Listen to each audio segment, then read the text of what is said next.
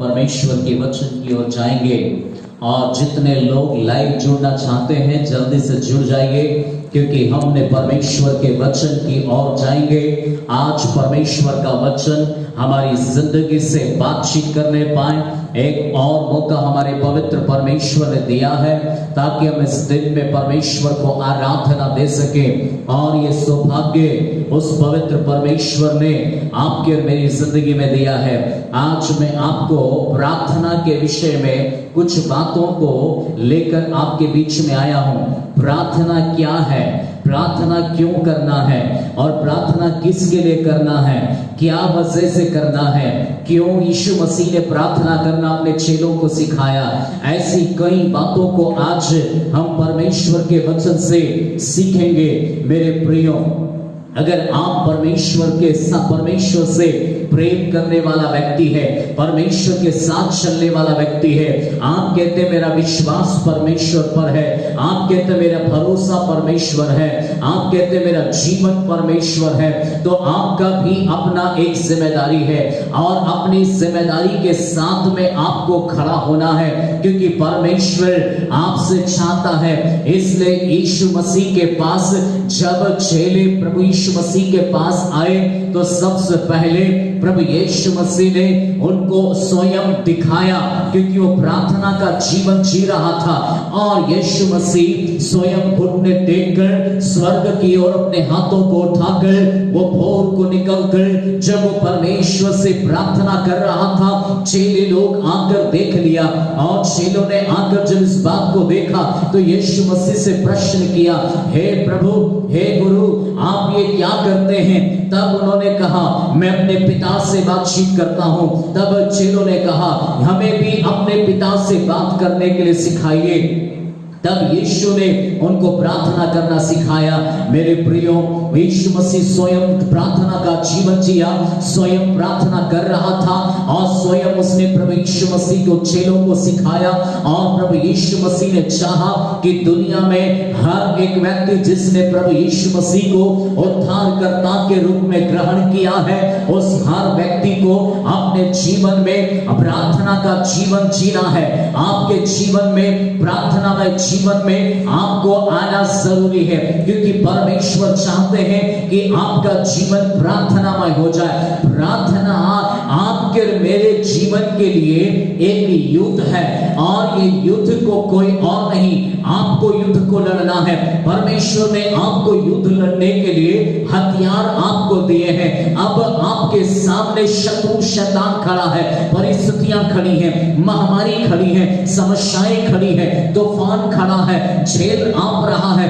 ऐसी परिस्थिति में प्रभु यीशु मसीह चाहते हैं कि वो प्रार्थना करे। स्वयं प्रभु यीशु मसीह ने कहा अपने लोगों में, इसलिए प्रार्थना के विषय में मैं 4 बातें बताऊंगा।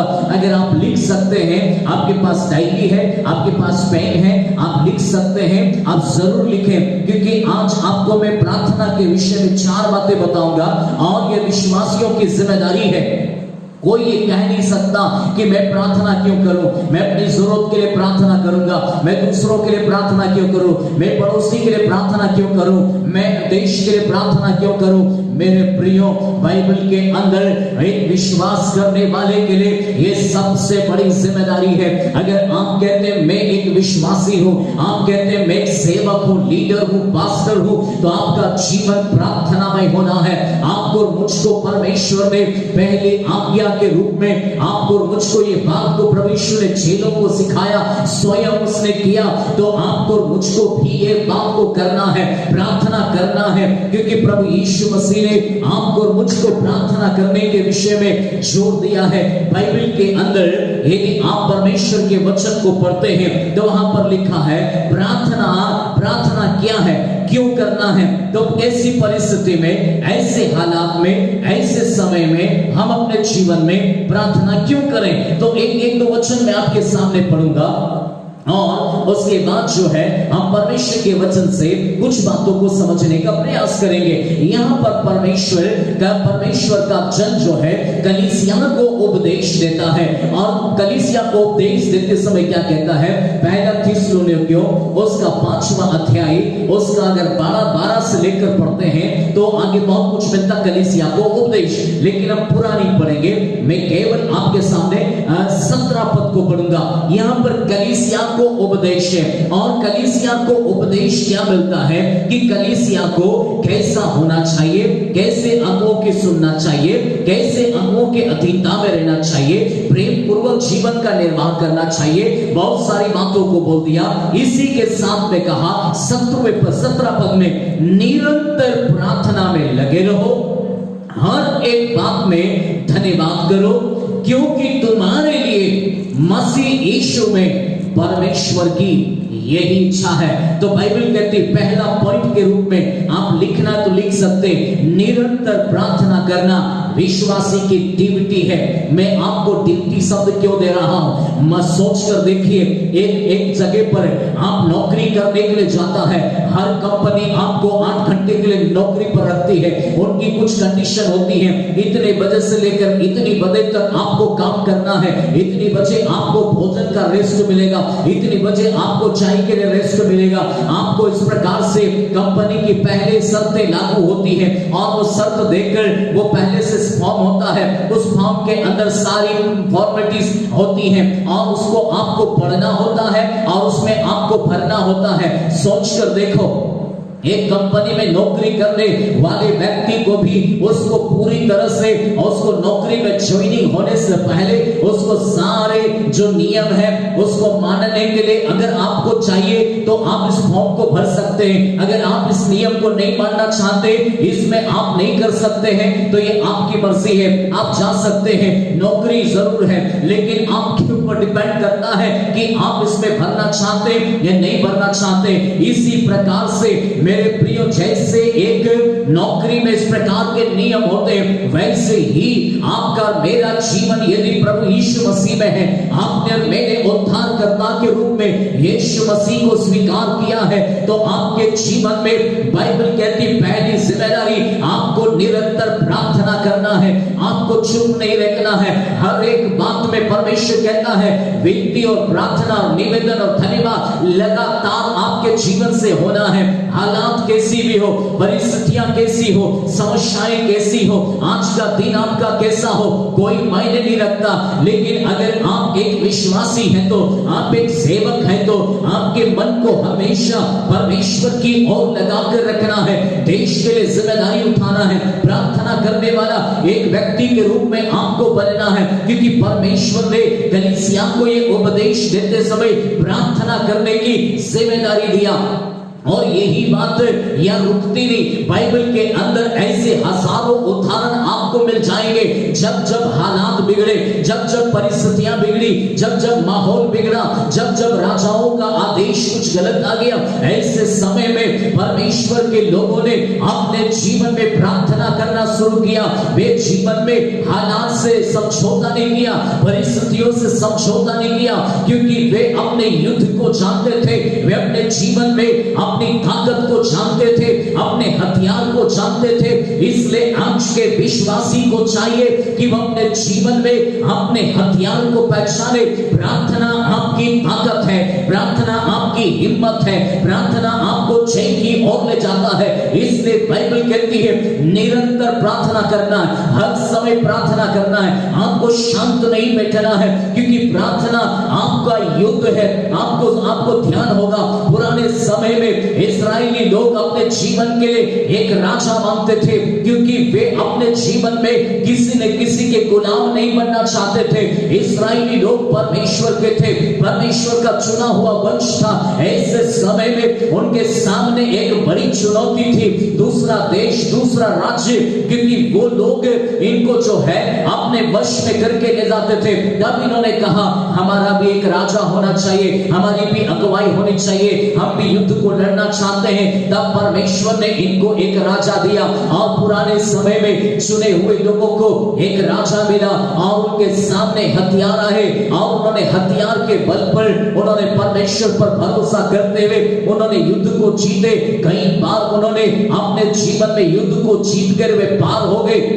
और जीवन में युद्ध को लड़ते चले गए। लेकिन नए नियम में वह ऐसा नहीं है। पुराने नियम हथियार से युद्ध था, नए नियम में आपका युद्ध बदल गया है। अब आपका युद्ध हथियार से नहीं है, तलवार से नहीं है, भाले से नहीं है, और किसी भी त्रिशूल से नहीं है, या किसी भी बंदूक से नहीं है। दुनिया का कोई भी हथियार इस समय काम नहीं आएगा। पुराने समय के लोग जो है, दुश्मन जो थे वो लोग थी, प्रजा थी, दूसरे समाज के लोग थे, हित्ती, यबूसी, ऐसे कई प्रकार के जातिवाद लोग थे। लेकिन आज के समय का शत्रु लोग नहीं है, आज के समय का शत्रु तो शैतान है। इसलिए बाइबल का परमेश्वर कहता है शैतान आपको दिखाई नहीं देता, लेकिन युद्ध तो आपका है। इसलिए हर उद्धार पाने वाले, विश्वास करने वाले को अपने जीवन में समझना जरूरी है। आप अपने जीवन में शांत नहीं बैठ सकता, आप अपने जीवन में ऐसे निराश होकर बैठ नहीं सकते।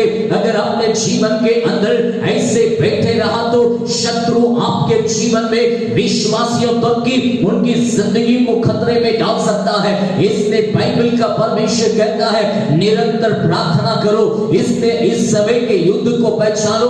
आपका युद्ध जबरदस्त है। आपके अपने युद्ध को पहचान कर जब आप खड़े होंगे अपने युद्ध में, आप जीतेगा। बाइबल का परमेश्वर कहता है यीशु मसीह के विषय में एक बड़ी घटना बाइबल के अंदर बताई गई है कि बाइबल में ये बात को प्रकट कर दिया गया है। यीशु मसीह के सामने ये बातें, परिस्थितियां बनी हुई थी।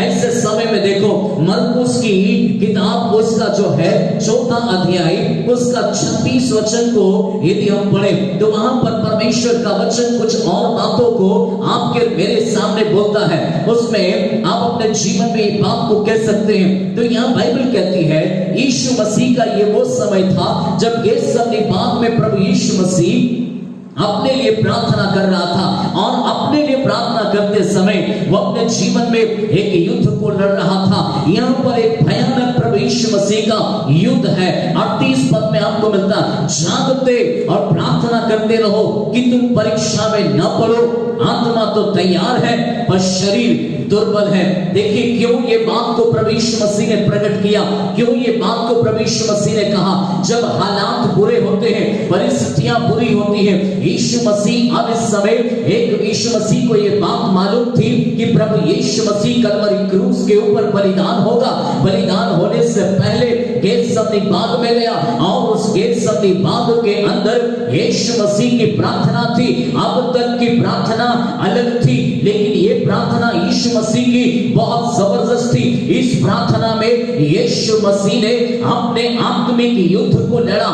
यहाँ पर अभी शारीरिक युद्ध नहीं था, लेकिन प्रभु यीशु मसीह आत्मा में होकर युद्ध को लड़ रहा है। बाइबल का परमेश्वर कहता है इस युद्ध को लड़ने के लिए प्रभु यीशु मसीह ने 3 चेलों को अपने साथ में लिया, जिसका नाम है पतरस, याकूब और यूहन्ना। उन 3 चेलों को प्रभु यीशु मसीह अपने साथ लिया।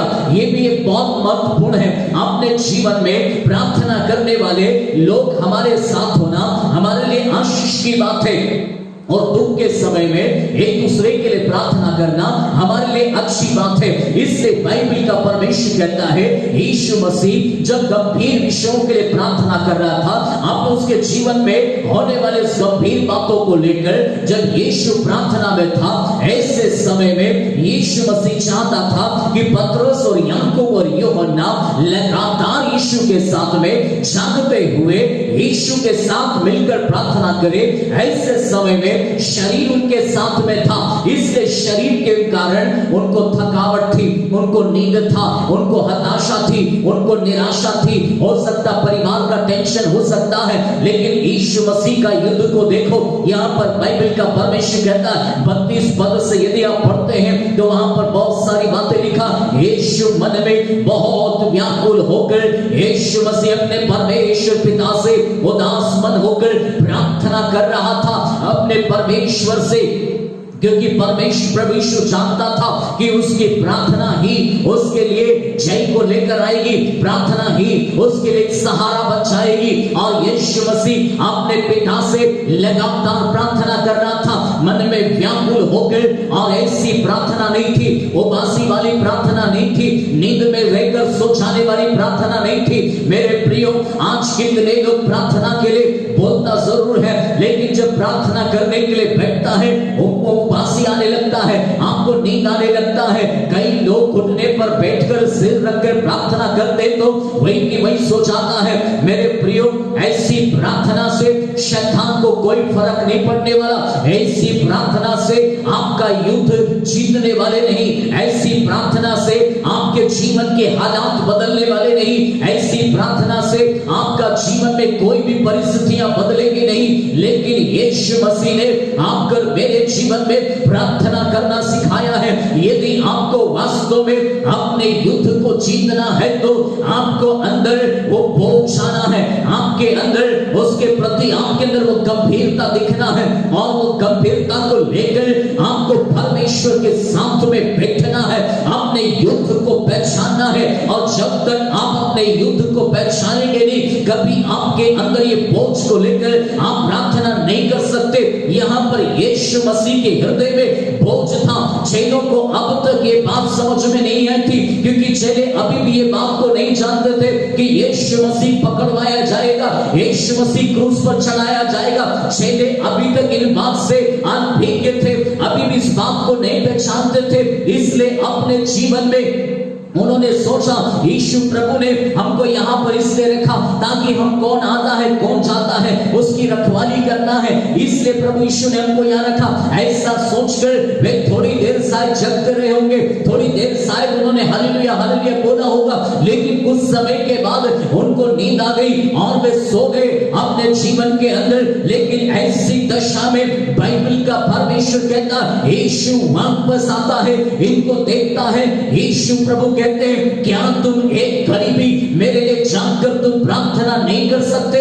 ये बात को प्रभु यीशु मसीह इनको कहकर फिर वापस चला जाता है। यीशु की प्रार्थना में बड़ी जबरदस्त उसकी प्रार्थना में सामर्थ बह रही है, उसकी प्रार्थना में अद्भुत परमेश्वर का प्रभाव है। मेरे प्रियो सोचो, जब वो बोल रहा है तो उसकी भाषा में शब्द तो निकल रहा है, लेकिन उसकी प्रार्थना में एक युद्ध को दिख रहा है। मानो सर से लेकर पैरों तक पसीना बह रहा है और उस पसीने में मानो शरीर के अंदर से लहू भी बह रहा है। सोचकर देखो, प्रार्थना ये नहीं ऐसी में बैठना आज आपके लिए अच्छा हो सकता है, कूलर के सामने बैठना आज आपके लिए अच्छा हो सकता, पंखे में बैठना आज आपके लिए अच्छा हो सकता है। अक्सर लोग प्रार्थना दूसरों को देकर, विषय दूसरों को देकर अपने जीवन में आप घुर्राटे मारकर सो रहा है, डकार मारकर खाना खा रहा है। लेकिन जीवन में ऐसे कितने लोग हैं जो अपने जीवन में दूसरों की प्रार्थना पर भरोसा रखते हैं। मेरे प्रियो, यदि आप एक विश्वासी हैं तो आपका अपने युद्ध को पहचानना है, आपकी अपनी ड्यूटी को पहचानना है। आप अपने जीवन में आप एक जिम्मेदार व्यक्ति बनना है। आपने प्रभु यीशु मसीह को सोच समझकर ग्रहण किया है। जिस दिन आपने यीशु मसीह को अपना उद्धारकर्ता के रूप में ग्रहण कर लिया, उसी दिन से आपके जीवन की एक जिम्मेदारी बन गई कि आप अपने लिए, अपने परिवार के लिए, अपने शहर के लिए, अपने देश के लिए, अपने समाज के लिए, अपने कुटुंब के लिए आप प्रार्थना करने वाले व्यक्ति हो जाए। प्रार्थना आप अपने जीवन में केवल अपनी भौतिक जरूरतों के लिए, भौतिक आशीष के लिए प्रार्थना करना ही प्रार्थना नहीं है। यहाँ पर यीशु मसीह की प्रार्थना उसके जीवन के लिए, बचाव के लिए नहीं, लेकिन प्रभु यीशु मसीह आपके मेरी जिंदगी के लिए प्रभु यीशु मसीह वहां पर अपने आप को चाहता है। उसकी प्रार्थना में युद्ध दिखता है। मेरे प्रियो, प्रार्थना बोझ से भरी हुई प्रार्थना आपके जीवन में आपको लड़ना है। ये प्रार्थना आपके जीवन में साधारण नहीं होना है। जब जब आप घुटने टेकते हैं तब तब आप अपने जीवन में एक युद्ध को छेड़ देते हो। इसलिए मेरे प्रियो, अपने जीवन के अंदर निराश हो या हालात कैसी भी हो, आपके जीवन पर किसी भी रीति से प्रभाव नहीं डालना। कुछ नहीं समझ में आए, कोई दिक्कत नहीं, हालेलुया बोलकर शुरू हो जाओ, अन्य भाषा बोलकर शुरू हो जाओ, अपने जीवन में शुरू हो जाओ, क्योंकि परमेश्वर आपके मुंह से युद्ध को लड़वाएगा और ये नए नियम का युद्ध है। इसलिए अपने जीवन की ड्यूटी को पहचानना है, आपकी जिम्मेदारी है। बाइबल का परमेश्वर कहता है, ये आज जो लॉकडाउन शब्द आप सुन रहा है, ये बाइबल के अंदर बहुत समय पहले से परमेश्वर ने बात को प्रकट कर दिया। बाइबल का परमेश्वर कहता है, जब जब परिस्थितियां बुरी आई, लोग लॉकडाउन हो गए। और आप इसमें पढ़ सकते हैं दानियल की पुस्तक के अंदर, दानियल के शहर के अंदर हालात बिगड़ गए, परिस्थितियां बिगड़ गई, दानियल लॉकडाउन हो गया और अपने देश के बोझ के साथ में प्रार्थना करने लगा। घर के अंदर दरवाजा बंद करके यहोवा परमेश्वर से वो प्रार्थना कर रहा था देश के लिए, क्योंकि उसको अपनी जिम्मेदारी मालूम थी, उसको अपना कार्य मालूम था, उसको अपनी बुलाहट मालूम थी। जबकि वो तो नौकरी कर रहा था, जबकि वो तो अपने जीवन में एक कार्य कर रहा था, उसको तो अच्छा पैसा मिल रहा था, उसको तो अपना जीवन में सब कुछ हो रहा था, उसका घर खतरे में नहीं था, उसका जीवन खतरे में नहीं था, उसको तो राजा के घर में था, सुख सुविधाओं के साथ जी सकता था, जीवन की सारी बातें कर सकता था। लेकिन ऐसा क्या है मेरे प्रियो, सोचकर देखो, दानियल ने अपने आप को लॉकडाउन क्यों कर लिया? वे परमेश्वर की उपस्थिति में क्यों बैठ गया? क्यों परमेश्वर के सामने इस विषय को रखकर प्रार्थना करना शुरू कर दिया?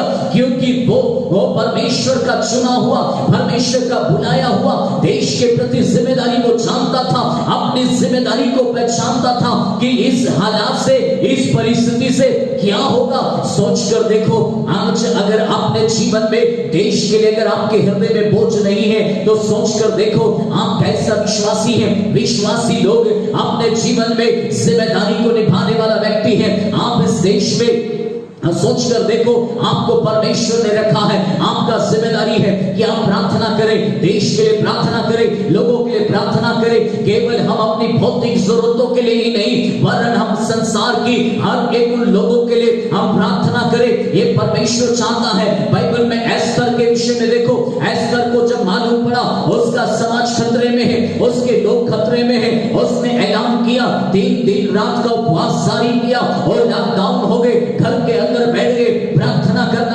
शुरू किया। उन्होंने अपने जीवन में 3 दिन के बाद अद्भुत कामों को देखा। दानियल ने अपने आप को लॉकडाउन कर लिया। मेरे प्रियो, जब जब लोगों ने लॉकडाउन किया और परमेश्वर के सामने घुटने टेके, उनकी प्रार्थनाएं व्यर्थ नहीं गया, उनका समर्पण व्यर्थ नहीं गया, उनका युद्ध व्यर्थ नहीं गया, वरन उन्होंने अपने युद्ध को जीता। नहम्याह ने जब अपने जीवन में ऐसी हालात और परिस्थितियों को देखा, उसने अपने आप को लॉकडाउन कर लिया, उसने देश के लिए आशीष का वजह बन गया। मेरे प्रियो, ऐसे हजारों लोगों के उदाहरण आपको मुझको बाइबल के अंदर मिलता है कि परमेश्वर ने क्यों आपको मुझको अपने द्वार को बंद कर लो और मुझसे प्रार्थना करो। क्यों ये बात को परमेश्वर ने कहा, आपको मुझको समझना बहुत जरूरी है, क्योंकि अभी भी बहुत सी ऐसी बातें हैं जिनको आप और मैं नहीं जानते।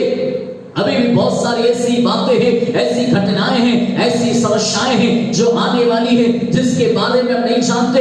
इसलिए यीशु का वचन कहता है, तू मुझसे प्रार्थना कर, मैं तुझे बड़ी बड़ी और कठिन बातें बताऊंगा जिन्हें तू अभी भी नहीं जानता है। मेरे प्रियो, प्रार्थना करने वाले परमेश्वर के जवाब को सुनेंगे, प्रार्थना करने वाले परमेश्वर की आवाज को सुनेंगे और प्रार्थना करने वालों से ही परमेश्वर बात करेंगे। जो प्रार्थना नहीं करते वह अपने जीवन में ऐसी ही जीवन को जीते रहेगा।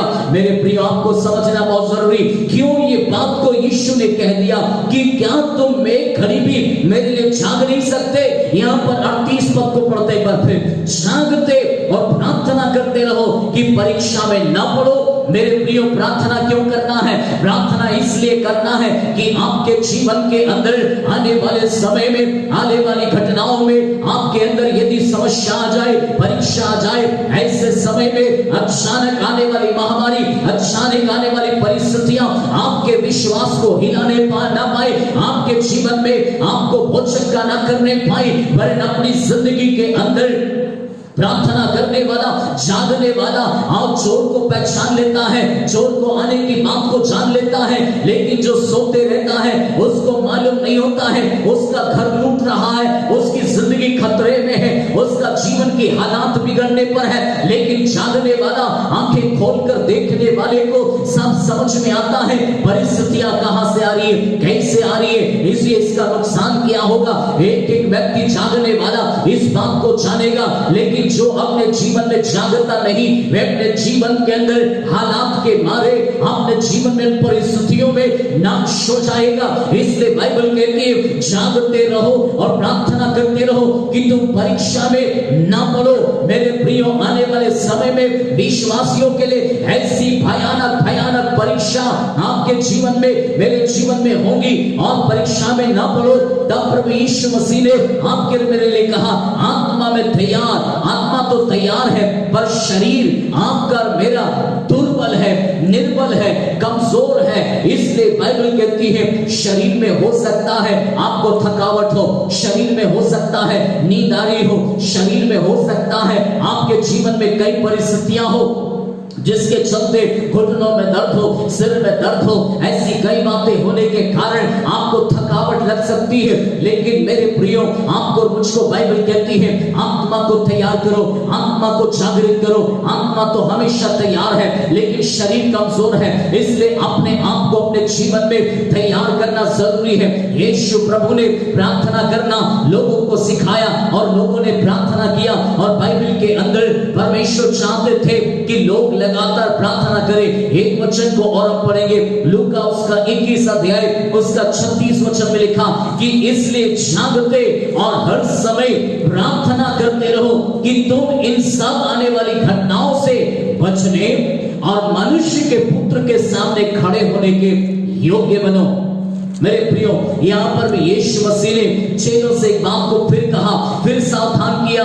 इसलिए प्रभु यीशु मसीह चाहता है कि क्यों, अगर 34 पद से पढ़े तो वहां पर यीशु सावधान करते हैं। सावधान क्या करते हैं? 21 का 34, इसलिए सावधान रहो, ऐसा ना हो कि तुम्हारे मन खुमार और मतवालेपन और इस जीवन की चिंताओं से सुस्त हो जाएं और वह दिन तुम पर फंदे के समान अचानक आ पड़े, क्योंकि वह सारी पृथ्वी के सब रहने वालों पर इसी प्रकार आ पड़ेंगे।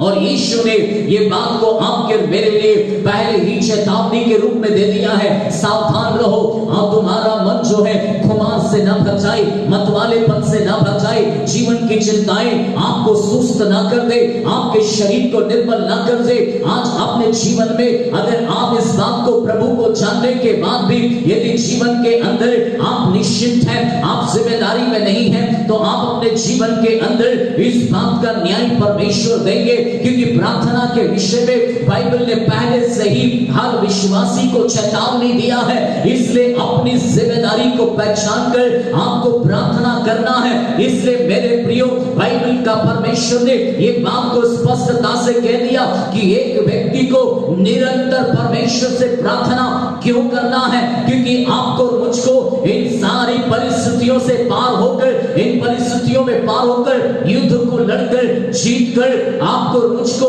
परमेश्वर के पुत्र यीशु मसीह के सामने आपको मुझको खड़ा होना है, वो भी स्वस्थ, वो भी पवित्रताई में, वो भी जीवन के हालात में। ऐसा आप और मैं नहीं कह सकते कि हे प्रभु क्या करे, मेरे पास समय नहीं था, मैं हालात के बारे परेशान था, मेरे पास नौकरी थी, मेरे पास ऐसी हालात थी, इसलिए जो है प्रभु में प्रार्थना नहीं कर पाया। मेरे प्रियो, वहां पर ऐसा बोलने का आपके मेरे पास कोई अवसर नहीं होगा। इसलिए मेरे प्रियो, बाइबल आपको परमेश्वर ने दे दिया है, इसमें प्रार्थना का महत्व बताया गया है। इसलिए आप और मैंने यदि यीशु को ग्रहण किया है तो अपने जीवन को साधारण मत समझिए, अपने जीवन को ऐसे ही लेकर मत चलिए। आपको व्यक्तिगत प्रार्थना के लिए अपने जीवन में अपने आप को तैयार करना है। आपकी व्यक्तिगत प्रार्थना आपका हथियार है, वो आपकी सामर्थ्य है, वो आपकी ताकत है, वो आपका युद्ध है, वो आपकी ड्यूटी है, और इस ड्यूटी को आपको बराबर निभाना, सुबह शाम आपको प्रार्थना करना आपकी जिम्मेदारी है। बाइबल का परमेश्वर ऐसा कहता है, दाऊद इतना बड़ा परमेश्वर का चुना हुआ व्यक्ति था, उसके बाद भी बाइबल कहती है उसने परमेश्वर से एक ऐसा वर को मांगा। वो कहता है, हे परमेश्वर मुझे एक ऐसा वर दे दे कि मैं तेरे भवन में पाया जाऊं और तेरी और दुहाई देता रहूं, तेरी और मैं ताकता रहूं। ऐसा बोलकर उसने परमेश्वर यहोवा से प्रार्थना किया।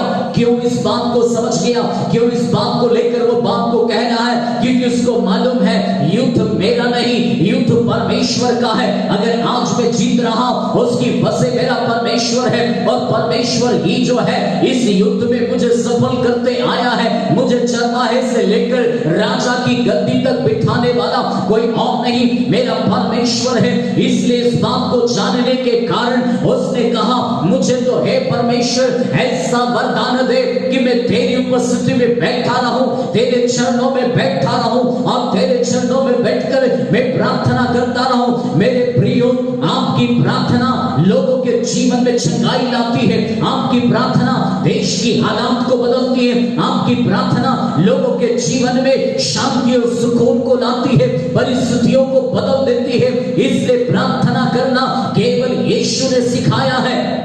यीशु ने आपको और मुझको केवल अपने ही लिए नहीं वरन दूसरों के लिए भी प्रार्थना करना सिखाया। इसलिए विश्वासी लोग इस बात से आनंदित हो जाइए, प्रभु के चुने हुए लोग इस बात से आनंदित हो जाइए, क्योंकि आपका जीवन आपको परमेश्वर ने बुलाया है और परमेश्वर चाहता है कि इस युद्ध में आप अपने जीवन में आप जिम्मेदारी के साथ में खड़े होकर आप प्रार्थना करें। शुरुआत का समय में हो सकता है किसी की प्रार्थना की आपको जरूरत हो सकती है, लेकिन एक समय आने के बाद, पवित्र आत्मा से भरने के बाद, वचन की जानकारी होने के बाद आपको स्वयं इस युद्ध को लड़ना है। आपने वचन पढ़ना सीख लिया है, आपने इस वचन के अंदर लिखी हुई बातों को समझ गया है, इसमें क्या कहा गया है, एक एक बात को जब समझ गया है तो मेरे प्रियो, आपको मुझको चाहिए कि वो अपने जीवन में स्वयं आप और मैं परमेश्वर के साथ एक रिश्ते में आ जाए, ताकि आप और मैं अपनी ड्यूटी को बराबर कर सके। अब प्रार्थना के विषय में किसी को बोलने की जरूरत नहीं, किसी को प्रोत्साहन करने की जरूरत नहीं। अगर आप एक विश्वासी हैं, अगर आप एक सेवक हैं, आप अपने जीवन में कोई भी ओहदे में हो सकते हैं। आप अगर एक आराधक हैं तो अपने जीवन में अपनी सेवकाई करने से पहले अपने जीवन में आपको प्रार्थना करना जरूरी है, क्योंकि आपके जीवन में प्रार्थना ही आपके जीवन में लोगों के लिए आपकी जिंदगी को आशीष में बना सकता है। प्रार्थना किए बिना आपका कुछ भी सारी चीजें व्यर्थ हो सकती है, लेकिन अगर प्रार्थना के साथ आपका जीवन के हर एक काम करेंगे तो आप सफल हो जाएंगे, ऐसा परमेश्वर का वचन कहता है। इसलिए अपनी ड्यूटी को पहचानिए। अगर एक नौकरी करने वाला 8 घंटा नौकरी का समय दे दिया है तो उसको पूरा फॉलो करना आपका जिम्मेदारी हो जाता है। और सोचकर देखो, अगर वो ऐसा नहीं मानता है तो उसके ऊपर एक मैनेजर को ठहराया जाता है, वो सुपरवाइजर को ठहराया जाता है और उनका वॉच करता है। ये बराबर नौकरी करना है कि नहीं? कंपनी के सारे रूल्स रेगुलेशन उनको सबको दे दिया जाता है और ये सारे पढ़कर फॉर्म भरा जाता है और सारी बातों को उनको फॉलो करवा के लिए सुपरवाइजर तैनात होते हैं और वो पल पल की खबर देखते हैं, सारे जगहों पर जा जाकर देखते हैं कौन बैठा है, कौन काम कर रहा है, कौन सही में काम कर रहा है। अगर जो आलसी होते हैं, जो काम नहीं करते हैं, फोकट की तनख्वाह लेते हैं, ऐसे लोगों को निकाल कर वो कंपनी के बाहर कर देते हैं, क्योंकि आलसी लोगों का कंपनी में भी जरूरत नहीं। तो सोचकर देखो, यीशु प्रभु को भी आलसी लोग पसंद नहीं। अगर आप कहते हैं यीशु मेरा उद्धार करता, यीशु मेरा जीवन है, तो आप अपने जीवन में अपनी जिम्मेदारी को भी समझिए। आप परमेश्वर का बेटा अगर बन गया है तो आप अपने जीवन में अपने जिम्मेदारी को समझिए। आपके पापा के बोझ को उठाइए। आपका पिता परमेश्वर है और आपके पिता का बोझ उठाना आपकी जिम्मेदारी है। इसलिए यीशु चाहते थे कि यीशु ने चाहा कि जिन लोग प्रार्थना करें और प्रार्थना का जीवन उनको सिखाया, क्योंकि आने वाले समय की बातें केवल यीशु ही उनके मनों में प्रकट कर सकता था। इसलिए यीशु चाहते थे कि लोग प्रार्थना करें। इसलिए मेरे प्रियो, पहला पॉइंट के रूप में हमने देखा निरंतर प्रार्थना करना विश्वासी लोगों की ड्यूटी है। 3 बातें मेरे पास है, मैं जल्दी बताऊंगा, नहीं तो एक एक बात का और ज्यादा एक्सप्लेन करेंगे तो समय चला जाएगा। इसलिए कुछ कुछ बातों को मैं आपके सामने रखूंगा। दूसरा पॉइंट के रूप में विश्वासी के लिए प्रार्थना एक सेवकाई है। पहली बात मैंने आपको बताया, निरंतर प्रार्थना करना विश्वासी की ड्यूटी है। दूसरी बात, विश्वासी के लिए प्रार्थना करना एक सेवकाई है। कैसे सेवकाई है, इस बात को भी परमेश्वर के वचन में देखेंगे। आप इस बात को अगर आप सुन रहे हैं तो बहुत ध्यान से सुनिए, क्योंकि आप एक विश्वास में हैं और आज मैं आपके जीवन में आपकी सेवकाई के बारे में बात कर रहा हूं। अगर आप कहते हैं मैं तो प्रचार करना नहीं जानता, मैं तो कुछ और करना नहीं जानता, मुझे तो नहीं मालूम, मुझे तो अन्य भाषा नहीं है, मुझे तो वरदान नहीं है, मुझे तो कोई और बातें नहीं है, आप शायद दूसरों के अंदर देखते हुए आप कहते होंगे मेरे अंदर तो ये नहीं, लेकिन आप अपने पिता से प्रार्थना तो कर सकते। प्रार्थना करने के लिए आपको वरदान की जरूरत नहीं, प्रार्थना करने के लिए आपको कुछ और नहीं, परंतु प्रार्थना आपके जीवन में आपको समझना है ये आपका आपके परमेश्वर के साथ का एक रिश्ता है जो आपको युद्ध करना आपको सिखाता है। आपकी लड़ाई में आपका परमेश्वर आपके साथ भागीदार होता है और युद्ध को जीतने में आपकी मदद करना है। इसलिए विश्वासियों के लिए प्रार्थना एक सेवकाई है। इसके ऊपर हम बात करेंगे दूसरा पॉइंट के रूप में, कुलुसियों की पत्री उसका 4 अध्याय उसका 12 वचन। कुलुसियों उसका 4 उसका 12 वचन हम पढ़ेंगे। आप बलवान उसको पढ़ने में मदद करेगा। एक जन निकालेंगे इफिसियों 1 अध्याय उसका 16 वचन। हम इस समय परमेश्वर के वचन को पढ़ेंगे। इपफ्रास जो तुम में से है, हाँ, यीशु का दास है। यहाँ एक व्यक्ति है, कुलुसियों का एक कलीसिया है। कुलुसियों की कलीसिया में एक व्यक्ति का वर्णन किया गया है। यहाँ पर इपफ्रास नाम का एक व्यक्ति है। यह अपने जीवन के अंदर अपनी जिम्मेदारी को इस व्यक्ति ने पहचान लिया। अपने जीवन में ये कोई प्रसारक नहीं था, ये कोई पास्टर नहीं था, ये कुछ और नहीं था। ये अपने जीवन में ना तो कोई भविष्यवक्ता था, ना तो कुछ और था, लेकिन अपने जीवन में एक बात को जानता था, यदि मैं कलीसिया के अंदर हूं, मेरा योगदान क्या हो सकता है? क्या मैं कलीसिया में जाऊं और वहां पर बैठूं, प्रार्थना कराऊं और वापस आ जाऊं? क्या मैं जाता रहूं, आता रहूं, जाता रहूं, आता रहूं? क्या मैं अपने जीवन में यही करते रहूं? नहीं मेरे प्रियो, आज तक आपने 4 साल, 5 साल, 10 साल यदि विश्वास के जीवन में हो गया और अभी तक आपने अगर जिंदगी में यही किया है, तो आज मैं आपके जीवन में आपकी सेवकाई के विषय में बात करना चाहता हूं। मेरे प्रियो, अपनी सेवकाई को पहचानिए। बाइबल का परमेश्वर कहता है इपफ्रास नाम का एक व्यक्ति था। वो अपने जीवन के अंदर सारी कलीसिया के लोगों के लिए प्रार्थना करता है। ये अपने जीवन में जिम्मेदारी में खड़ा हो गया। कुलुसियों की कलीसिया के लिए ये व्यक्ति खड़ा हो गया। मेरे प्रियो, यदि आप कलीसिया के अंदर हैं, आपको परमेश्वर जिम्मेदारी देता है कि आप अपने लोगों के लिए प्रार्थना करें, आप कलीसिया के लिए प्रार्थना करें। प्रार्थना करना केवल सेवक का काम नहीं, केवल प्रचारक का काम नहीं, लेकिन विश्वास में जीने वाले हर एक व्यक्ति को प्रार्थना का जिम्मेदारी निभाना है। कलीसिया जागृति में आना है, कलीसिया वरदान में आना है, कलीसिया बेहतर रीति से बढ़ना है, कलीसिया के अंदर परमेश्वर का आत्मा कार्य करना है, क्योंकि आने वाले समय में ये कलीसिया ही परमेश्वर के लिए जागृति का काम करेगी। कलीसिया ही परमेश्वर के दर्शन को पूरा करेगी। कलीसिया ही अपने जीवन में एक मन होकर बंधनों को तोड़ेगी, अपने जीवनों में अद्भुत कामों को लेकर आएगी।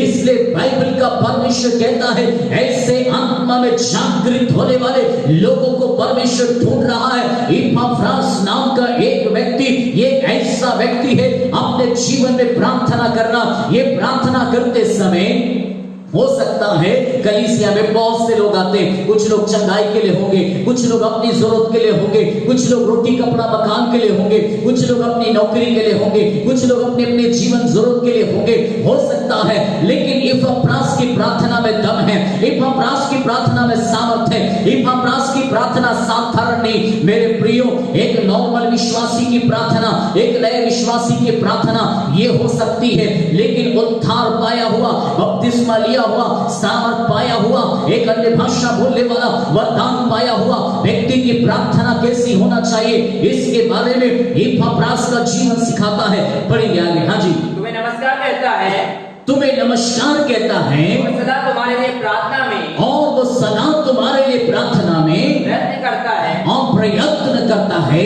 ताकि तुम सिद्ध होकर ताकि तुम सिद्ध हो जाओ। मेरे प्रियो, सबसे पहले उसकी प्रार्थना है, वह लगातार तुम्हारे लिए प्रार्थना ये करता है ताकि तुम सिद्ध हो जाओ, क्योंकि परमेश्वर का वचन कहता है आपको मुझको परमेश्वर ने सिद्ध होने के लिए बुलाया है। क्योंकि प्रभु यीशु अब्राहम से भी परमेश्वर कहता है, हे अब्राहम 99 साल का था और उसे कहता है यदि तू सिद्ध होना चाहता है तो मेरी उपस्थिति में चल, क्योंकि परमेश्वर आपके मेरी जिंदगी में अनडिसिप्लिन नहीं चाहता। मेरे आपके जीवन में परमेश्वर ऐसी कुछ चीजों को नहीं चाहता जो अव्यवस्थित है, लेकिन परमेश्वर जीवन के अंदर व्यवस्थित चाहता है, सिद्धता चाहता है। आपके कामों में, आपकी प्रार्थना में, आपकी सेवकाई में, आपके घरेलू कामों में एक साधारण व्यक्ति का प्रार्थना अलग हो सकता है, एक उद्धार पाए हुए व्यक्ति की प्रार्थना अलग हो सकती है। यहाँ पर ये व्यक्ति प्रार्थना कर रहा है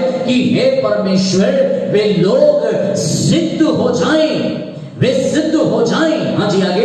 पूर्ण विश्वास के साथ, पूर्ण विश्वास के साथ परमेश्वर की इच्छा पर स्थिर रहो। परमेश्वर की इच्छा पर स्थिर हो। बातों के लिए विशेष जोर दिया, वो सिद्ध होने के लिए, पूर्ण परमेश्वर की बातों में, सिद्ध इच्छा में स्थिर होने के लिए वो प्रार्थना कर रहा। उसकी प्रार्थना साधारण नहीं। एक बार व्यक्ति की यदि सिद्ध बना जाए, उसके जीवन में परमेश्वर पर निर्भर हो जाए, अगर वो परमेश्वर की ओर देखना शुरू करे तो अपने जीवन के अंदर आज कई हजारों लोगों के ऊपर डिपेंड है। वो मेरे लिए प्रार्थना करेंगे, वो मेरे लिए प्रार्थना करेंगे। मेरे प्रियो, वे करेंगे नहीं करेंगे नहीं पता, लेकिन आपको प्रार्थना करना है। आपके जीवन में आपको अपनी सेवकाई में आना है। यदि आप अपने जीवन के अंदर एक उद्धार पाया हुआ व्यक्ति विश्वासी है तो कब तक दूसरों के ऊपर भरोसा रखोगे? कब तक दूसरों के कांधों पर अपनी बंदूक रखकर चलाते रहोगे?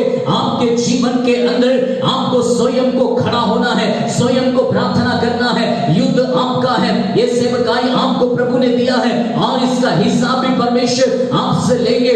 आपका जिम्मेदारी है कि आप अपने जीवन के अंदर प्रार्थना करने के लिए खड़े रहें। हाँ, आगे पढ़ेंगे।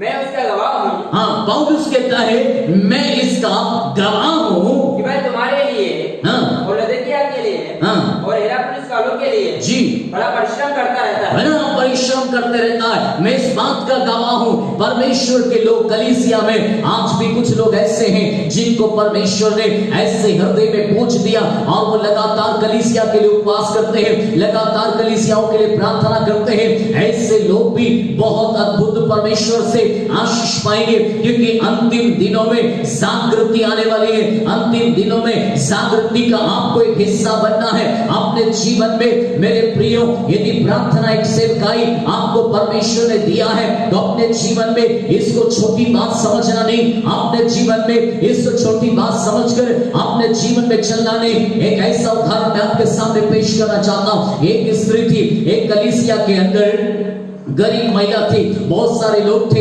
एक पास्टर था, वो प्रचारक था, वो अपने जीवन में कई कन्वेंशनों में बोलता था, कई जगहों पर जाता था। जब जब परमेश्वर उसको अलग अलग जगहों पर इस्तेमाल करता था, लेकिन कलीसिया में खड़ा होकर ये प्रचारक जो है एक दिन कहता था मुझे फलाने महीने में ऐसे जगह पर जाकर मुझे कन्वेंशन में 3 दिन के लिए प्रचार करना है। तो ये स्त्री जैसी सुनती थी, ये गरीब जरूर थी, इसके पास खाने के लिए ठीक से व्यवस्था नहीं था, लेकिन कलीसिया की मेंबर ये भी थी और बराबर ये अपने लोगों के लिए और उस समय पास्टर की बात को सुनकर जाती थी और लगातार ये स्त्री उपवास लेकर अपने काम भी करती थी। घरेलू काम के साथ में, उपवास के साथ में प्रार्थना करती थी कि हे परमेश्वर, हमारे पास्टर को इस्तेमाल करो। वहां पर जो जा रहे हैं वहां पर अंधे देखना है, लंगड़े चलना है, अद्भुत काम होना है। इस बात को लेकर वे लगातार प्रार्थना कर रही थी। ऐसे समय में हर बार पास्टर साहब आते थे और आकर धन्यवाद बोलते थे कि परमेश्वर ने मुझे वैसे इस्तेमाल किया। हर एक बातों को बोलते थे, तारीफ करते थे, आप लोगों की प्रार्थना से ऐसा हो गया। और ऐसे में बड़े बड़े लोग मिलकर, जो पैसे वाले लोग थे, ऐसे लोगों से मिलकर वे आपस में संगति करते थे। उस स्त्री का नाम कहीं से कहीं तक आता नहीं था। ऐसे समय में एक दिन वो पास्टर प्रार्थना कर रहा था, आत्मा में उस स्वर्ग की ओर चला गया और स्वर्ग की ओर जाता है, तब यीशु प्रभु के सामने वो जब खड़ा होता है तो एक बड़े बंगले को देखता है, और बड़े बंगले को जब वो देखता है तब वो कहता है, प्रभु ये तो जरूर बेनीहीन का होगा, ये जरूर दिनाकरण अंकल का होगा, ये जरूर किसी बड़े प्रभु का दास का होगा, ऐसा सोचकर बोलने लगा। तब परमेश्वर ने कहा, नहीं, ये किसी बड़े दास का नहीं, ये तेरे लिए मैंने ये घर को बनाया, ये महल को बनाया है। ऐसा परमेश्वर ने जब बोला, वो बहुत खुश हो गया, उसकी आंखों में आंसू आ गया। वो कहने लगा, इस संसार के अंदर तो मैं संसार में तो किराए के घर में रहता था, मेरे पास एक सर छुपाने का जगह नहीं है, लेकिन स्वर्ग में मेरे लिए परमेश्वर ने इतना बड़ा महल बनाया। प्रभु आपको धन्यवाद। ऐसा बोलकर बहुत खुश हो गया। थोड़ा सा और साइड में देखा तो वहां इससे भी बढ़िया, इससे भी सुंदर एक बंगला उसको दिखाई दिया। तब उसने देखकर कहता, ये जरूर किसी बड़े प्रभु का दास का होगा। ऐसा सोचकर वो पूछने लगा। प्रभु ने उसकी ओर देखकर मुस्कुराते हुए उससे कहा, ये किसी बड़े दास का नहीं, लेकिन तेरी कलीसिया में एक गरीब महिला आती है, उसके पास खाने को नहीं, उसके पास कुछ नहीं, लेकिन वो प्रार्थना का जीवन जीती है, उसका है। ऐसा जब प्रभु के दास को बोला, पास्टर उदास हो गया, क्योंकि उससे बड़ा बंगला उसको था, उसको उदासी आ गया, उसको शारीरिक रूप में जरूर उसको ऐसे मन में कहने लगा। लेकिन जब यीशु प्रभु ने उसको याद दिलाया, उसके जीवन को याद दिलाया, मेरे बेटे, जब तू प्रार्थना करने के लिए बोलता था, शायद जिन लोगों को तू अच्छा समझता, जो लोग तेरी नजर में धार्मिक है, जो लोग तेरी नजर में अपने आप को दिखाते जरूर कि मैं धार्मिक हूं, वे लोग तेरे लिए प्रार्थना नहीं करते, वे लोग तेरे लिए उपवास नहीं करते। लेकिन एक महिला तेरी कलीसिया के अंदर है, जब जब तू प्रार्थना के लिए विषय देता है, वे तेरे लिए रात और दिन उपवास लेकर तेरे लिए प्रार्थना करती है। इसके कारण मैंने तुझे, उस महिला के कारण मैंने तुझे इस्तेमाल किया कई जगहों पर। तब परमेश्वर ने उसको चित्र समेत जब दिखाया, जब पास्टर वापस शरीर में होकर जब इस संसार में वापस आता है, तब वो कहता है, उसने इस बात को सबसे पहले आदर किया, उसे धन्यवाद कहा और सारे लोगों से कहा, उनसे कहता है, तुम सारे लोगों का नाम उधर कुछ नहीं है, तुम सारे लोग इधर धर्मी हो सकता है, इधर अच्छा दिखावा कर सकता है, इधर अच्छा घर हो सकता है, लेकिन जीवन की किताब में तुम्हारा नाम नहीं, तुम्हारे स्वर्ग में घर नहीं। लेकिन जिस महिला को तुम तुच्छ समझते हो, जिस महिला को तुम अपने जीवन में कुछ नहीं समझते, वो महिला ने अपने लिए स्वर्ग में घर तैयार कर लिया है। ऐसे समय में सोचकर देखो, प्रार्थना कितना बड़ा जिम्मेदारी है आपके जीवन में। एक सेवकाई है, यदि इस जीवन में एपफ्रास नाम का व्यक्ति इस बात को समझ गया, और ये बात को समझने के कारण एपफ्रास से प्रार्थना करने लगा कि कलीसिया के लोग सिद्ध हो जाएं, क्योंकि सिद्ध होने पर ही वे परमेश्वर के सामने अपने आप को सही रख पाएंगे। जो लोग सिद्धता की ओर नहीं बढ़ता, जो लोग अपने जीवन में अभी भी अव्यवस्थित है, वो अपने जीवन में अव्यवस्थित जीवन को जीते रहता है, वो कुछ भी जीवन जीता है। मेरे प्रियो, आपको और मुझको सर्व सिद्ध ने बुलाया है, इसलिए कि आप और मैं सिद्ध हो जाए। मेरे प्रियो, एक वचन और पढ़ेंगे, इफिसियों का 1 अध्याय उसका 16 वचन से। वहां पर भी कलीसिया को चेतावनी है, वहां पर भी कलीसिया के लिए बातचीत है। देखिए, पढ़िए आगे क्या लिखा। तुम्हारे लिए धन्यवाद करना नहीं छोड़ता। हाँ, पौलुस कहता है, मैं तुम्हारे लिए धन्यवाद कहना नहीं छोड़ता, और अपनी प्रार्थनाओं में, और मैं अपनी प्रार्थनाओं में तुम्हें स्मरण किया करता हूं, और तुम्हें मैं स्मरण किए कर रहता हूं। मैं तुम्हारे लिए धन्यवाद करना नहीं छोड़ता, मैं तुम्हारे प्रार्थना करना नहीं छोड़ता, मैं हर समय तुम्हारे लिए प्रार्थना करता हूं, तुम्हारे लिए धन्यवाद देता हूं। यहाँ पर पौलुस को क्या पड़ी थी? दूसरों के लिए प्रार्थना करना। मेरे प्रियो, वह अपने जीवन में सेवकाई को समझता था, इसलिए उसने अपने जीवन के अंदर इस सेवकाई को समझने के कारण वो कहता है, मैं तुम्हारे लिए प्रार्थना करना, धन्यवाद देना मैं नहीं छोड़ता हूं। आगे, कि हमारे प्रभु यीशु मसीह का, कि हमारे प्रभु यीशु मसीह का परमेश्वर जो महिमा का पिता है, सुनिए, हमारे प्रभु यीशु मसीह का जो महिमा का पिता है, तुम्हें अपनी पहचान में, हाँ, तुम्हें अपनी पहचान में ज्ञान और प्रकाश की आत्मा दे। तुम्हें अपनी पहचान पहचान में ज्ञान और प्रकाश का आत्मा दे। देखिए पौलुस की प्रार्थना क्या है। पौलुस की प्रार्थना कलीसिया के लिए साधारण प्रार्थना नहीं। एक बार एक व्यक्ति के अंदर ज्ञान आ जाए, एक बार एक व्यक्ति के अंदर ज्ञान और प्रकाश का आत्मा आ जाए और अपने जीवन के अंदर सच्चाई को पहचान ले, तो मेरे प्रियो अपने जीवन में फिर उसको किसी और की जरूरत नहीं। फिर वो अपने जीवन में अकेला महसूस नहीं करेगा। फिर वो किसी और को प्रार्थना करने के लिए ढूंढेगा नहीं, क्योंकि उसको मालूम है मैं प्रभु के साथ में अगर मैं प्रार्थना करूंगा तो मेरे साथ परमेश्वर है। मैं प्रार्थना करूंगा तो इस शहर के अंदर जागृति आएगा। वो अपनी प्रार्थना में इस सेवकाई को समझ जाता है और समझने के कारण वैसी प्रार्थना करना। आज के विश्वासी यदि आप हैं तो अपने जीवन में इस सेवकाई को पहचानिए। पौलुस अपने जीवन में इस सेवकाई को पहचानता है। इपफ्रास जीवन में इस सेवकाई को पहचान लिया और इस सेवकाई को पहचानने के कारण उन्होंने प्रार्थना करना शुरू किया। लोगों के लिए प्रार्थना साधारण नहीं किया, वरन लोगों के हित में प्रार्थना किया।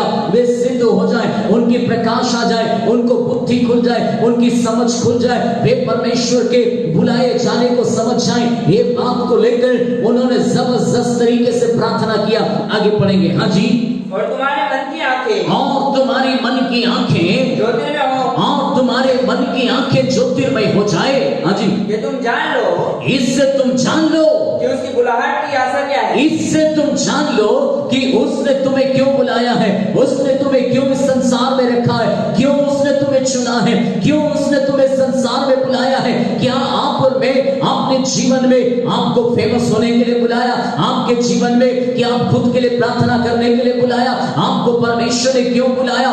इससे तुम जब तुम्हारी बुद्धि खुलेगी, समझ खुलेगा, ज्ञान और प्रकाश का आत्मा आएगा, तब तुम इस बात को जान लोगे कि तुम्हें परमेश्वर ने क्यों बुलाया है। आपकी बुलाहट क्या है? आपकी बुलाहट यदि परमेश्वर सेवकाई प्रार्थना का दिया है तो दूसरी तरफ हाथ मत करो, दूसरी तरफ दाई बाई मत जाओ, अपने जीवन में कुछ और प्रयास मत करो, लेकिन घुटने टेको, परमेश्वर के सामने अपने हाथों को उठाओ, परमेश्वर के सामने अपने सरों को झुकाओ और यहोवा परमेश्वर से प्रार्थना करना शुरू करो। कलीसिया के अंदर बढ़ोतरी आना है, कलीसिया जागृति में आना है, क्योंकि अंतिम समय के अंदर यदि आप जागृति का एक हिस्सा बनना चाहते हैं तो अपने जीवन को इस माहौल में लेकर आ जाओ, क्योंकि परमेश्वर आपकी जिंदगी को बुला रहा है। हाँ जी, आगे पढ़िए।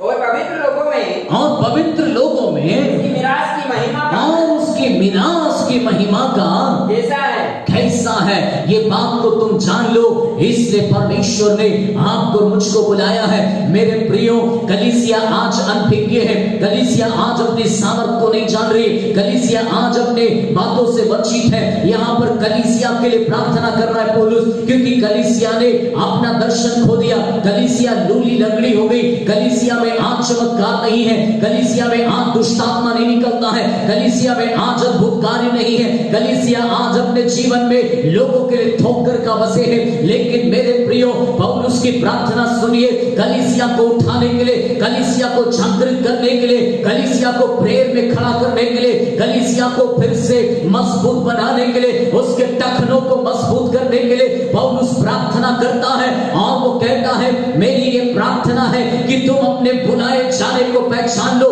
मेरी ये प्रार्थना है कि तुम पवित्रता में क्यों बुलाया, तुम्हारी बुलाने का मिरास क्या है, तो राज क्या है, इस बात को तुम समझ जाओ, क्यों तुमको इस प्रकार से बुलाया है। आज कलीसिया के अंदर शैतान घुस आया है, आज कलीसिया के अंदर शत्रु काम कर रहा है, आज कलीसिया के अंदर फूट है, आज कलीसिया के अंदर दुश्मनी है, आज कलीसिया के अंदर बुराइयां हैं, आज कलीसिया के अंदर झगड़े हैं, आज कलीसिया के अंदर स्वार्थ है, आज कलीसिया ने अपने जीवन में बहुत सारी बातों को खो दिया है।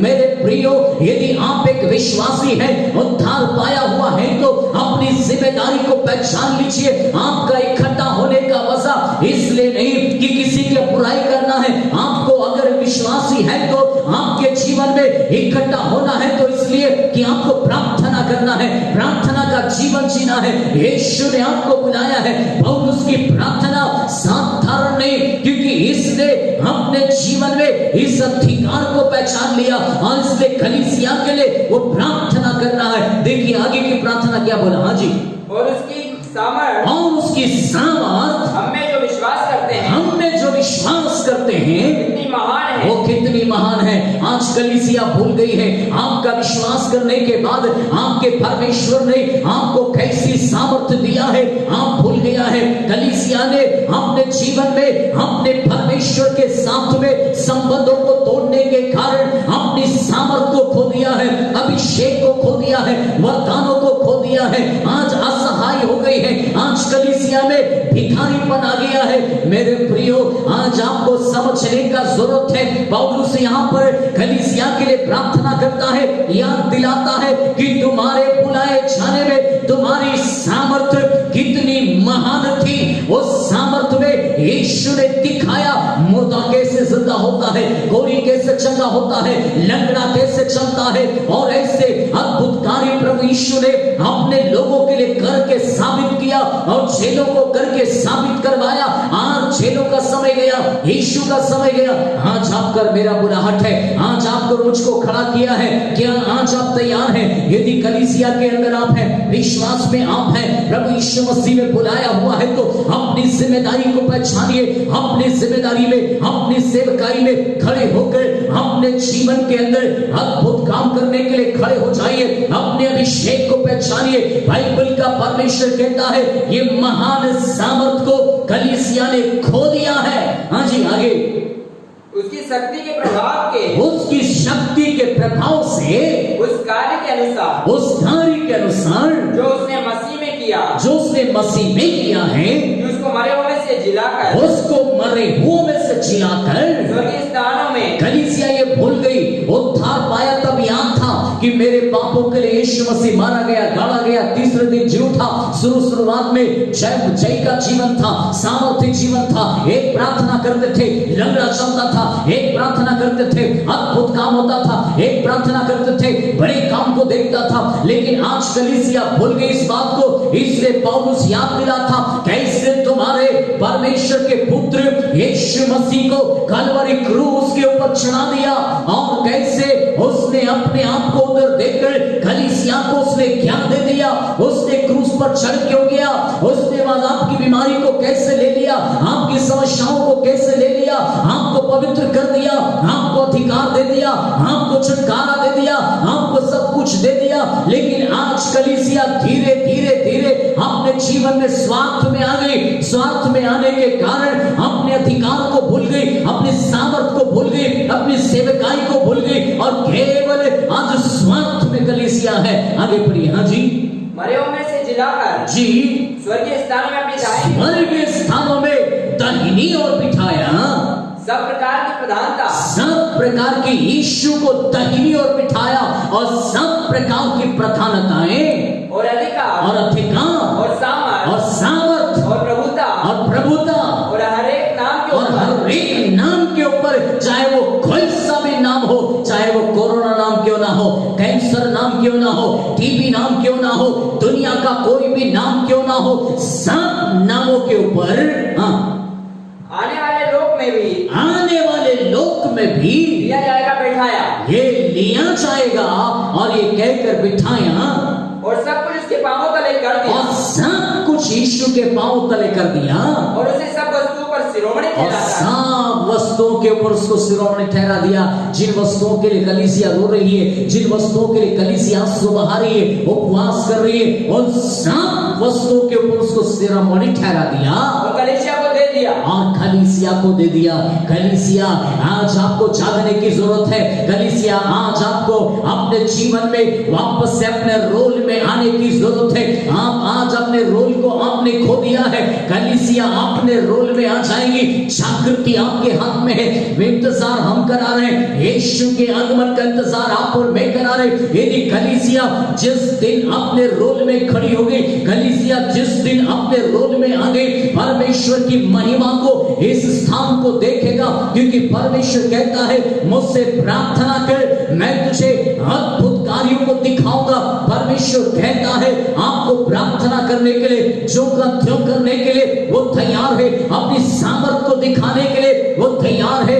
आपको बोलने की जरूरत है, आपको खड़े होने की जरूरत है। आप जिस भी गांव में हैं, जिस भी मोहल्ले में हैं, जिस भी शहर में हैं, आपको प्रार्थना करने वाला योद्धा बनना है, आपको अपनी सेवकाई करने वाला व्यक्ति बनना है, क्योंकि आपको परमेश्वर ने एक सेवकाई दी है। इस सेवकाई में खड़े हो जाओ। तीसरी बात हम आपके सामने रखेंगे, प्रार्थना में उसकी इच्छा के अनुसार मांगना जरूरी है। पहली बात हमने देखा, विश्वासी का जिम्मेदारी निरंतर प्रार्थना करना विश्वासी की ड्यूटी है। दूसरी बात हमने देखा, विश्वासी के लिए प्रार्थना करना एक सेवकाई है। तीसरी बात हम देखने जा रहे हैं, प्रार्थना में उसकी इच्छा के अनुसार मांगना जरूरी है, तभी परमेश्वर आपकी और मेरी प्रार्थनाओं को सुनेगा और उसका उत्तर देगा। क्योंकि प्रार्थना तो करते हैं, लेकिन मालूम नहीं मांगना क्या है, करना क्या है, कैसे प्रार्थना करना है, नहीं पता है। इसलिए मनुष्य कई बातों को लेकर अपने जीवन में परेशान रहता। मैं आपके सामने बाइबल में से बताता हूं, मत्ती उसका 7 अध्याय उसका 7वां वचन, उसको हम पढ़ेंगे नहीं, हम सबको पता है उसमें क्या लिखा है। मत्ती उसका 7 अध्याय उसका 7वां वचन वह लिखा है, मांगो तो तुम्हें दिया जाएगा, ढूंढोगे तो तुम पाओगे, खटखटाओगे तो तुम्हारे लिए खोला जाएगा। जब भी मांगने की बात आती है, जब भी ये वचन जब आपके और मेरे सामने आता है मांगने के विषय में, तब हम अपने जीवन में केवल भौतिक विषयों को सोचते हैं, भौतिक चीजों को सोचते हैं, शरीर से जुड़ी हुई चीजों को सोचता है। शायद नौकरी होगा, घर होगा, परिवार होगा, बीवी होगा, बच्चा होगा, कुछ और चीजें होगा, केवल भौतिक चीजों को सोचता। लेकिन आज मैं वही बताना चाहता हूं आपको कि परमेश्वर ने आपको क्या मांगने के विषय में बोला, क्या मांगना जरूरी, मांगने लायक चीजें कौन सी है, क्या चीज मांगना है, उसकी इच्छा में क्या है, उसकी इच्छा क्या है कि मैं मांगू और वो परमेश्वर मेरे लिए पूरा कर दे। ये बात को आपको और मुझको जानना जरूरी है। तो आप कहेंगे क्या रोटी मिलना प्रभु का इच्छा नहीं, नौकरी मिलना प्रभु का इच्छा नहीं, मेरे जीवन को उन्नति में आना प्रभु का इच्छा नहीं? ये तो प्रभु ने 2000 वर्ष पहले हर उद्धार पाने वाले के लिए गिफ्ट में दे दिया है। अब इसको मांगने का जरूरत नहीं। एक जीवन को अच्छा जिए, अपने जीवन की क्वालिटी को बढ़ाइए, अपने जीवन में बुद्धिमान होइए, अपने जीवन में बढ़ते चले जाइए। आपकी नौकरी आपका इंतजार कर रही है, आपका भविष्य आपका इंतजार कर रहा, आपका जीवन आपका इंतजार कर रहा।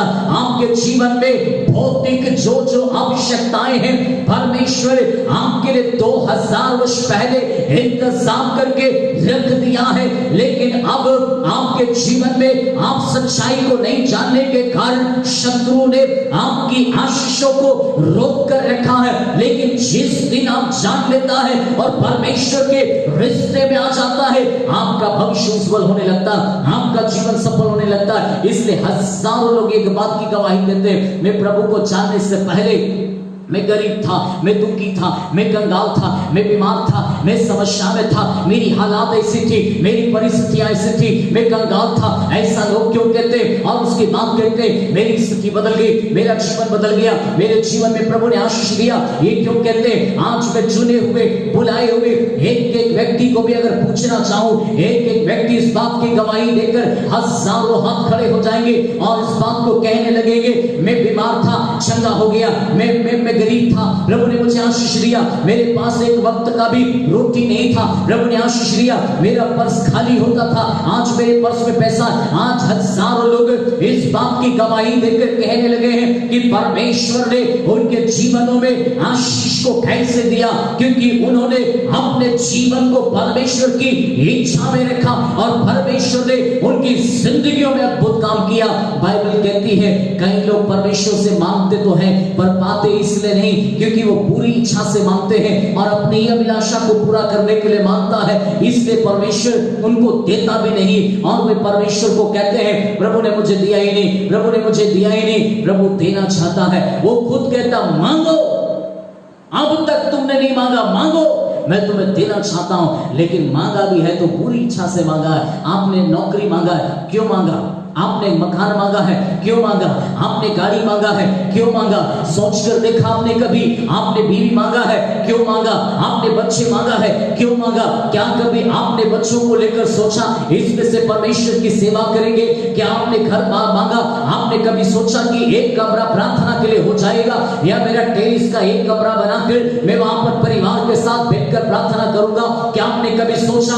आपने गाड़ी मांगा, क्या आप घूम फिर कर आपने परिवार के साथ मजे लेने के लिए आपने गाड़ी मांगा? गाड़ी क्यों मांगा? क्या आपने गाड़ी लेकर गाड़ी में 4 लोगों को बिठाकर आप कलीसिया जाएंगे, परमेश्वर की मर्जी को पूरा करेंगे, इसलिए आपने गाड़ी मांगा? मेरे प्रियो सोचकर देखो, नौकरी क्यों मांगा? पैसा कमाऊंगा, मेरी भौतिक जरूरतों को पूरा करूंगा, मेरे लिए अच्छा करूंगा, ये जरूरी है। आपको परमेश्वर भी कहता है तुम अपने लिए करो, कमाई में से अपने लिए करो और अपने परिवार के लिए करो, और इसके साथ में सेवकाई में भी आपका इसमें से योगदान होना है, आपका दान आना है। ये बात को परमेश्वर ने कहा। क्या आप अपने जीवन में ये बात को भूल गया? आज प्रमोशन क्यों? आज ज्यादा धन क्यों? आज अपने जीवन में बेहतर चीज क्यों? आपके जीवन में मांगने से पहले इस बात को जानना जरूरी है कि मुझे धन क्यों चाहिए, मुझे उन्नति क्यों चाहिए, मेरा भविष्य उज्जवल क्यों चाहिए, मेरी जिंदगी में ऐसा क्यों चाहिए? आप गरीब नहीं रहना चाहते,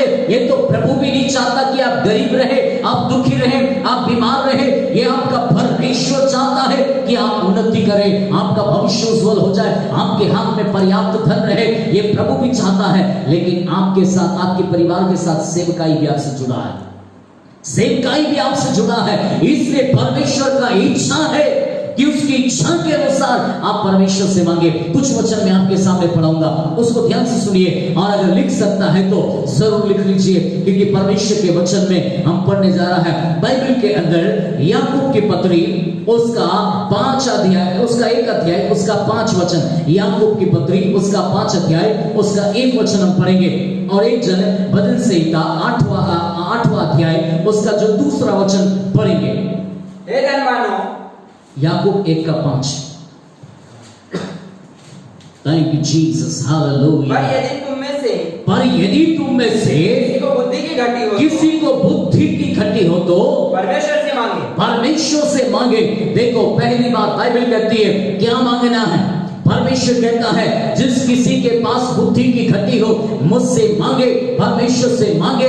परमेश्वर कहता है बुद्धि का स्रोत कौन है? परमेश्वर। इसलिए परमेश्वर कहता है बुद्धि को, परमेश्वर कहता तो अपने गले का हार बना लेना।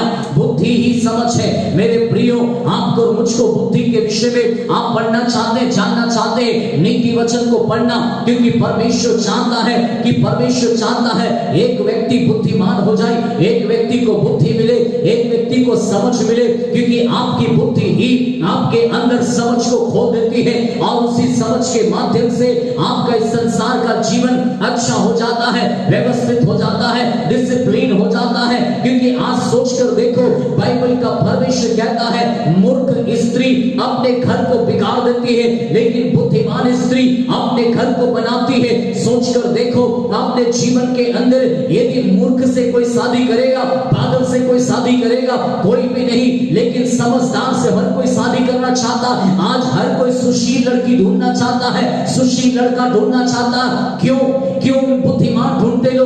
क्यों समझदार को ढूंढते लो? क्योंकि उनको मालूम है, क्योंकि शादी इसलिए कर लेकर आ रहा है क्योंकि उनके घर में जिम्मेदारी है, उनके पास खेती है, उनके पास नौकरी है, उनके पास परिवार है, उनके पास माता पिता है, सास ससुर है, और उनके पास परिवार है, जिम्मेदारी को निभाना है। इसलिए वो प्रयास कर रहा है कि उस परिवार में वे अपनी जिम्मेदारियों को निभा सके।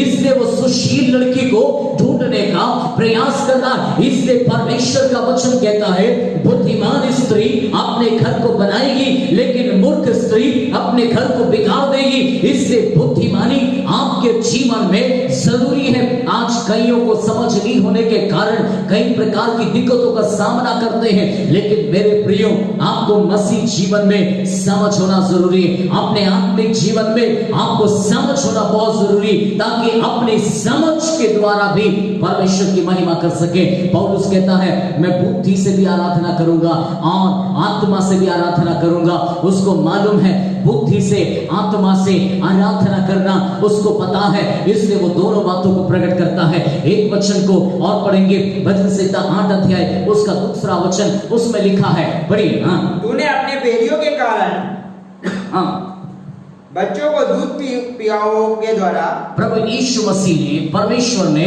यहाँ पर दूसरी बातों को आपके और मेरे लिए रखते समय एक बात को परमेश्वर ने कहा कि सॉरी, वचन वो 8 का नहीं था, 2 का 8 है, 2 का 8 है, सॉरी। यहाँ पर परमेश्वर का वचन कहता है 2 के 8 में, मुझसे मांग और मैं जाति जाति के लोगों और मैं जाति जाति के लोगों को तेरी संपत्ति होने के लिए, तेरी संपत्ति होने के लिए और दूर दूर के देशों और दूर दूर के देश के लोगों को तेरी निज भूमि बनने के लिए दे दूंगा। तेरी नीच भूमि होने के लिए मैं दे दूंगा। पहली बात परमेश्वर कहता समझ मांगो, दूसरी बात परमेश्वर कहता जाति जाति के लोगों को मुझसे मांगो। बाइबल का परमेश्वर कहता है ये यीशु का दर्शन है, इसलिए यूहन्ना ने ये दर्शन को देखा और वो देखता है कि हर एक जाति के लोग, हर एक भाषा बोलने वाले लोग, हर एक लोग खजूर की डालियां लिए हुए उस परमेश्वर के मेमने के सामने खजूर की डालियां लिए हुए जय जयकार के नारे लगाते हैं और वो जय जयकार कर रहा है, होशाना गा रहा है। अंतिम समय में जो यूहन्ना ने ये दर्शन को देखा, हर एक जाति के लोग, और यीशु ने भी कहा हर एक जाति के लोगों के बीच में जाओ, सुसमाचार प्रचार करो, हर एक जाति के लोग उद्धार में आना है। यीशु ने कहा है कोई भी जाति के लोग नाश ना हो जाए, ये यीशु प्रभु ने कहा है। इसलिए यीशु प्रभु चाहते एक एक जाति के लोग बचाए जाएं। इसलिए दूसरी बात क्या कहता है कि मांगना है तो ये जाति जाति के लोगों को मांगो, ये परमेश्वर आपके जीवन में आपकी अगुवाई करेगा। तो उसके बाद एक वचन और पढ़ेंगे, लूका उसका 11 अध्याय उसका 11 वचन। देखिए यहां पर परमेश्वर क्या मांगने के विषय में कहता है। Jesus hallelujah.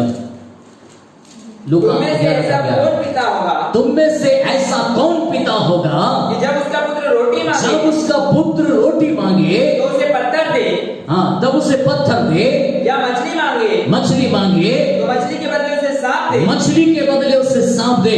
तुम में से ऐसा कौन पिता होगा जो ऐसा करेगा? आगे पढ़िए। हाँ जी। या अंडा मांगे तो उसे बिच्छू दे। हाँ, अतः जब तुम बुरे होकर अपने बच्चों को अच्छी वस्तु देना, मनुष्य से पूरा कोई नहीं, गाली देने वाला मनुष्य, झगड़ा करने वाला मनुष्य, बुराई करने वाला मनुष्य, गंदे काम करने वाला मनुष्य को प्रभु कहता जब तुम बुरे होकर अपने बच्चों के लिए अच्छी वस्तुएं देना जानते हो, आपको जब इतनी समझ है कि मेरे बेटे ने रोटी मांगा है, रोटी ही देंगे, पत्थर नहीं देंगे, अंडा मांगा है तो वही देंगे, बिच्छू उठाकर नहीं देंगे। जब आप बुरा होकर अपने बच्चों को अच्छी वस्तु देना जानता है तो देखो आगे क्या लिखा। हाँ जी। तो स्वर्गीय पिता, तो तुम्हारा स्वर्गीय पिता अपने मांगने वालों को पवित्र आत्मा क्यों पवित्र आत्मा क्यों न देगा? नहीं देगा? अंत के दिनों में आपके और मेरे लिए हर एक विश्वासी तैयार हो जाओ। पवित्र आत्मा आपके जीवन के लिए जरूरी है। पवित्र आत्मा इस संसार में भेजा गया है, पवित्र आत्मा इस कलीसिया को दिया हुआ है। बाइबल कहती है यीशु मसीह ने 120 लोगों से कहा तुम इकट्ठा रहना, जब तक मैं ना कहूं तुम जाना नहीं, खड़े रहना, वहां बैठना, इंतजार करना, और जब मेरा आत्मा तुम्हारे ऊपर आएगा वे तुम्हें अद्भुत बातें सिखाएगा, वे तुम्हें भली भली बातें बताएगा, तुम्हें क्या करना वो सिखाएगा। क्योंकि पवित्र आत्मा के पास एक उद्देश्य है, एक काम है, एक मिशन है, वो पूरा करने के लिए आया है, वो परमेश्वर की ओर से भेजा गया है। इसलिए हर एक विश्वासी यदि है तो आपका मुझको बाइबल कहती है पवित्र आत्मा के लिए अपने आप को दे दो, अपने आप को तैयार करो, अपने आप को परमेश्वर की ओर अपनी नजरें गड़ा कर रखो, क्योंकि आपके लिए सेवकाई उसी के पास है, आपके लिए उज्जवल भविष्य उसी के पास है, आपके लिए उद्देश्य उसी के पास है, बड़े काम उसी के पास है। इसलिए वो कहता है वो पवित्र आत्मा क्यों नहीं देगा? क्योंकि पवित्र आत्मा ही आपको प्रार्थना करना सिखाएगा। अगर बाइबल में अगर पढ़ना चाहें रोमियो उसका 8 अध्याय उसका 26 वचन पढ़िएगा, बाद में घर जाकर लिखना तो लिख सकता है, वहां पर लिखा है पवित्र आत्मा क्या क्या करेगा। पवित्र आत्मा आपको आहें भर के प्रार्थना करना सिखाएगा। पवित्र आत्मा आपकी परिस्थिति को जानता है, आपकी हालात को जानता है, आपके उद्देश्य को जानता है, आपके बोझ को जानता है। यही पवित्र आत्मा है जो आपको रोने रो रो कर प्रार्थना करने के लिए आपकी मदद करेगा। आपको जब कुछ नहीं मालूम है तो अन्य भाषा बोलना शुरू कर दे, परमेश्वर के सामने कनेक्टिविटी में आ जाए। परमेश्वर आपके जीवन के अंदर आपका आत्मा जब परमेश्वर से कनेक्ट हो जाएगा, बुद्धि हो सकता है टेंशन में हो, शरीर थका हुआ हो, शरीर में दर्द हो, शरीर में बहुत सारी दिक्कतें हो सकती है, लेकिन यदि आपका आत्मा कनेक्ट हो गया तो आप अन्य भाषा में बात कर रहा है तो अपने जीवन में आप युद्ध को जीतेगा और अपने जीवन में सफल हो जाएगा। इसलिए परमेश्वर ने आपको बुलाया है अपनी महिमा के लिए। परमेश्वर की इच्छा के अनुसार मांगना वाली चीजें यही है और यही आपको सेवकाई देगा। यही पवित्र आत्मा आपके जीवन के उद्देश्य को, योजना को, बुलाहट को फुलफिल करेगा। इसलिए पवित्र आत्मा के ऊपर भरोसा करके अपने आप को दे दीजिए उसके हाथ में, उसके कंट्रोल को अपने ऊपर ले लीजिए। आखिरी बात मैं आपको केवल बताकर खत्म करूंगा क्योंकि अब बोलने के लिए आगे मेरे पास समय नहीं है जी। चौथी बात, प्रार्थना में एक दूसरे को उठाना या संभालना। प्रार्थना में एक दूसरे को उठाना या संभालना, ये प्रभु यीशु ने आपको और मुझको जिम्मेदारी दी है। तो वचन को लिख लीजिए, लूका उसका 22 अध्याय 31 से लेकर 33 पद तक, याकूब उसका 5 अध्याय उसका 15 से लेकर 16-17 आगे आप पढ़ सकते हैं। उसमें आपको प्रार्थना के विषय में बताया गया।